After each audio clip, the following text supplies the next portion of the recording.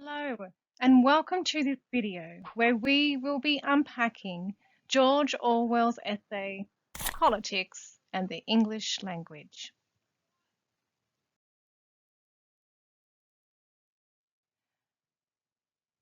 So, what is Orwell's essay all about? Orwell's argument goes something like this.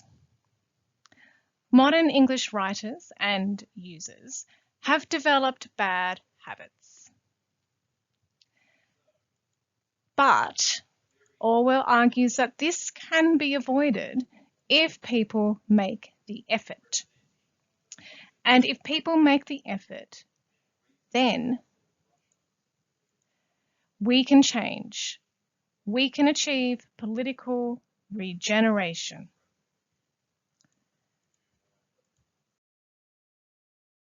I say Orwell fleshes out these ideas.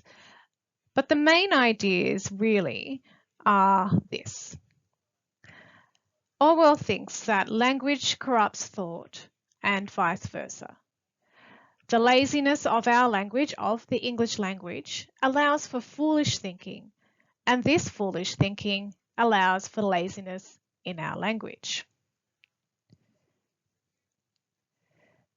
Orwell sees that this is a hard habit to break because the English language gives us very convenient and elegant sounding phrases.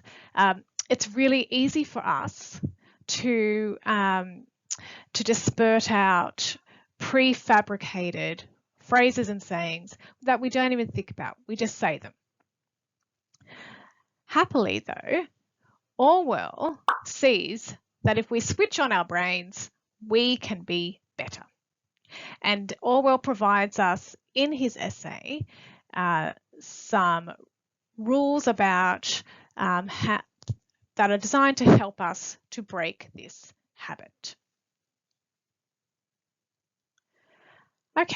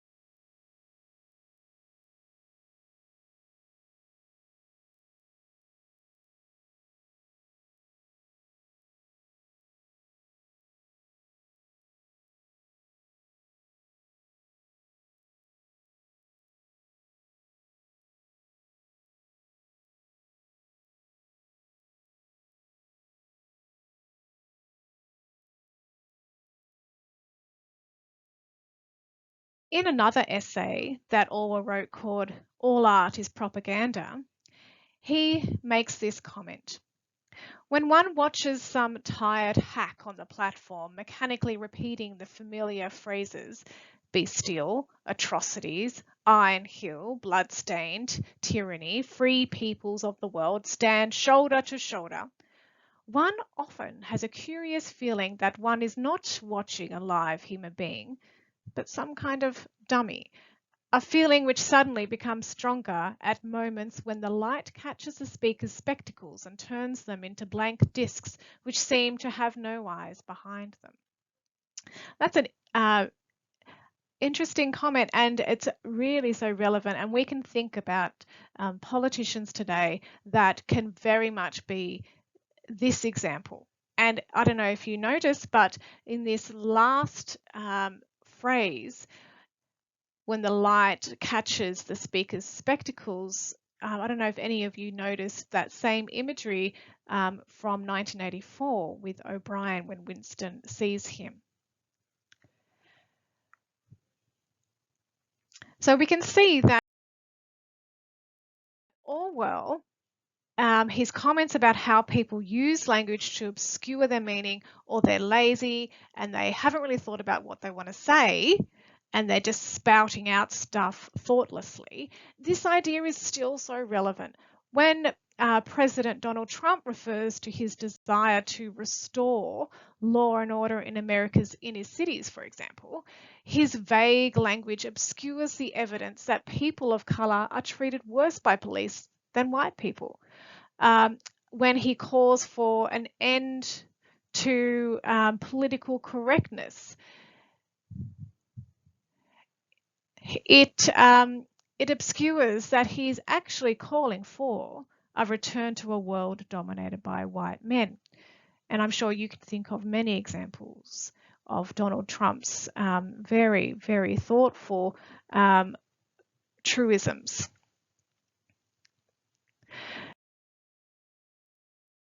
Orwell goes on to blame the decline of our language on political and economic causes.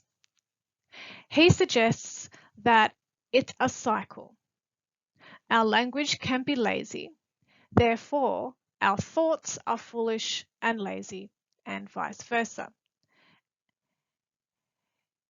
It becomes ugly and inaccurate because our thoughts are foolish, but the slovenliness of our language makes it easier for us to have foolish thoughts. The point is that the process is reversible, which is good news. It's good to see that when he's writing, he's pointing out these flaws and he's discussing the nature of how people at his time were using language, but he's not just whinging and critiquing and criticizing, he's actually exploring and discussing how there is a solution to this. And that becomes really quite inspiring.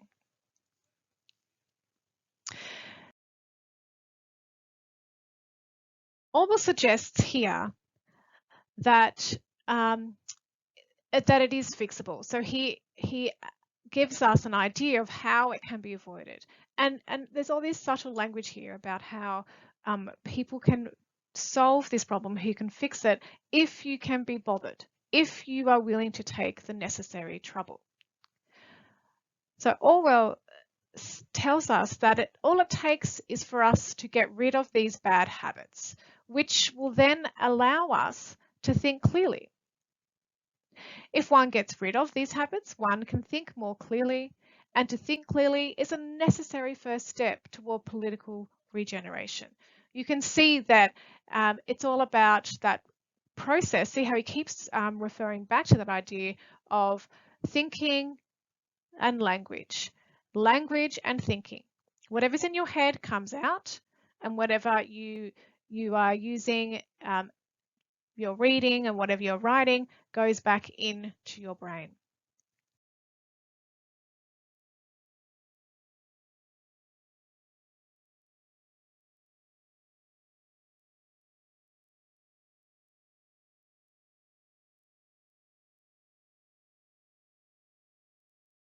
Illustrate his point about the laziness of the English language, and to then lead into his criticisms of how people are using the English language, Orwell goes on to cite passages from several prominent essays and articles, and you can read those examples in his essay.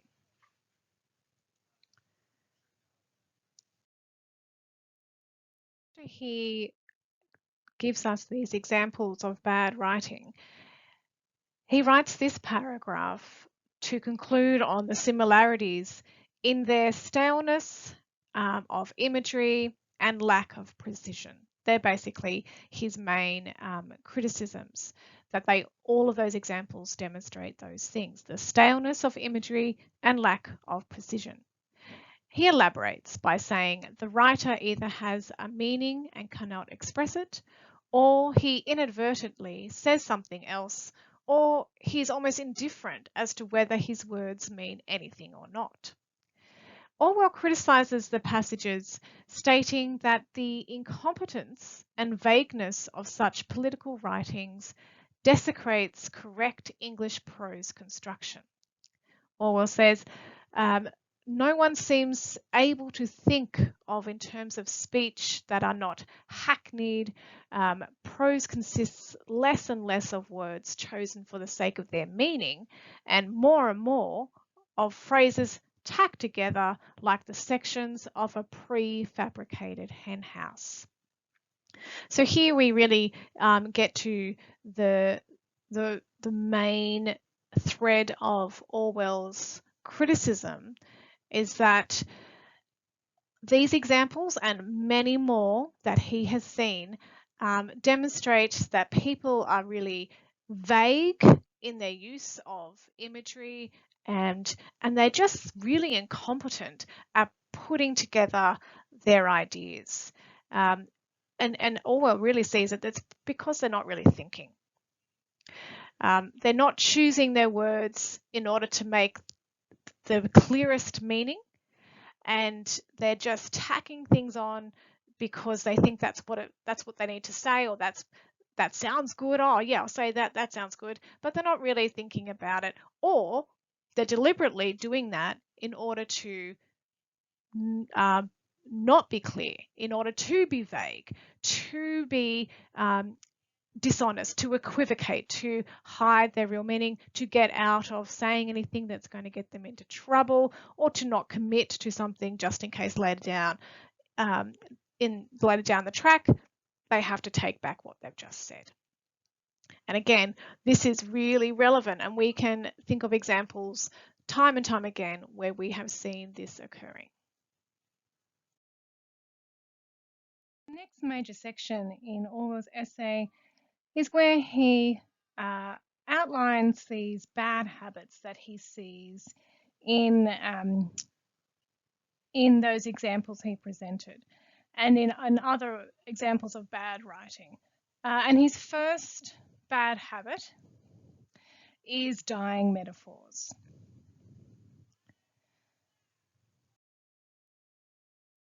Metaphors are essentially what Orwell sees as overused, exhausted metaphors where they no longer have any meaning.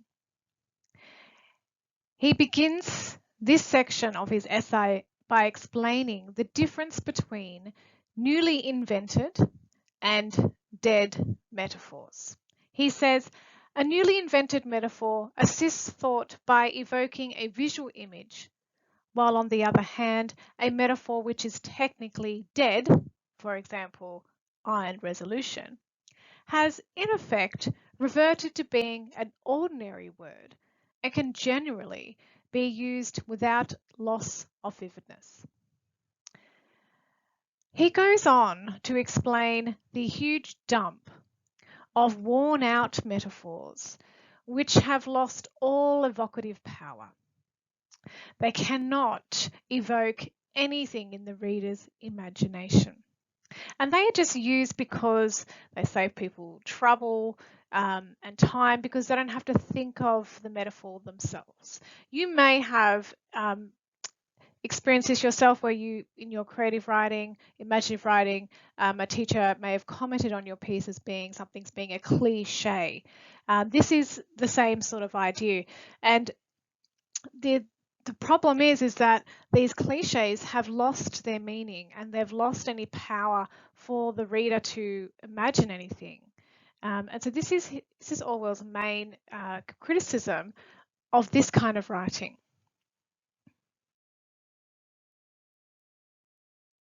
He goes on to list examples of these dying metaphors. So, for example,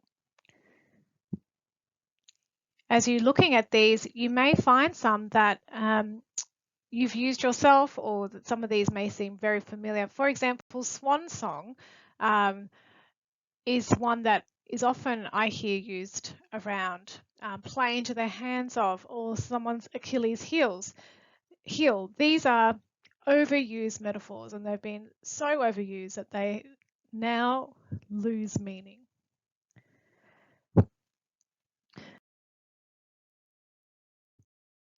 So politicians love using cliches, don't they?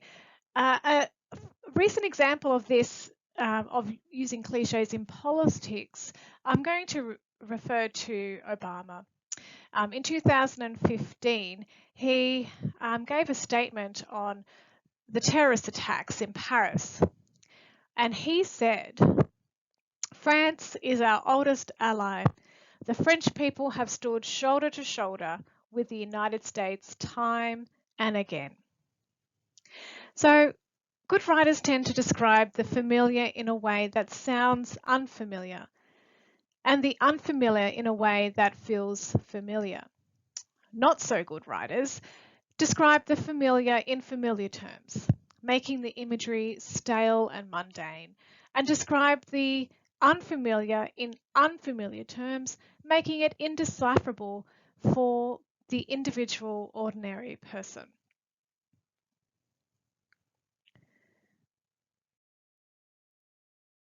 His idea of the dying metaphor further, Orwell argues that many authors use these metaphors out of context without ever knowing their meaning, and they even pervert their original meaning.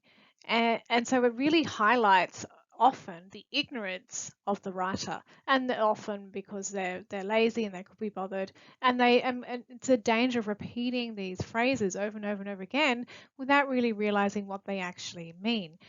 And Orwell gives the example of toe the line is sometimes miswritten as toe the line.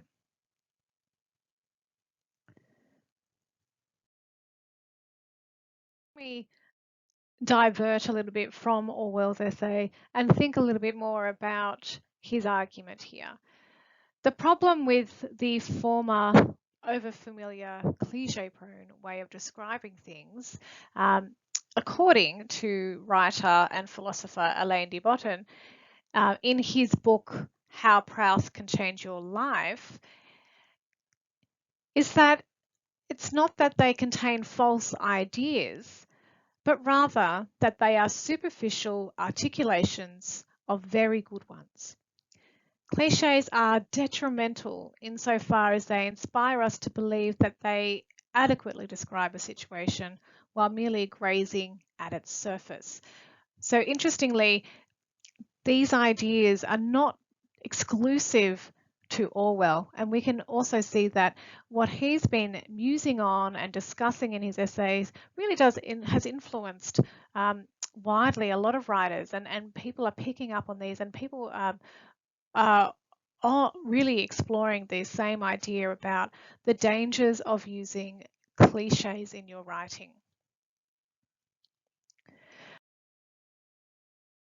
To another example. Here we have Marcel Proust. He was a master of writing original images. Now, at some point, a friend of Proust once tried his hand at writing a novel, and he asked Proust for some feedback. In his lengthy, balanced review, Proust kindly disparaged his friend's use of dying metaphors, and this is what he said.